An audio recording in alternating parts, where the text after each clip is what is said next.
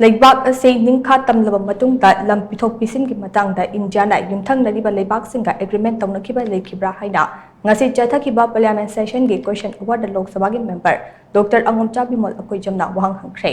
wahang ase ngasi chathakiba parliament session gi question award unstar question oina Lok Sabha gi member Dr. Angomcha Bimol akoijamna wahang ase hangkibane unstar question aduda India na ningkha tamlaba matungda lam pithok pisin ki matangda India na yumthangnariba leibak singna Leibak singa agreement chathakiba leikibra haina hangkhe karigumba agreement chatharabadi agreement aduna India gi territorial boundary singda karamba safu pi haibana chingba agreement aduke marik chumba warol khangan biyo karigumba agreement sing adu samdokhiba amade loishinkhiba yawrabadi madugi maram yauna marik chumba warol khangan biyo haina Dr. Angomcha Bimol na haikhe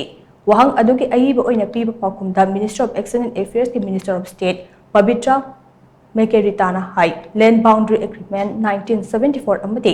masigi kumja inglisingani shumna taraga mathoigi protocol gi matung ina India leibak Bangladesh ke enclave yankai mathoi amade Bangladesh ta leiba India gi enclave chamaga taraga mathoi leibak amana amada kumja inglisingani shumna taraga manga ke July 19 mathoigi ahing dungai dagi hauna hongdok khongjin tongna khrei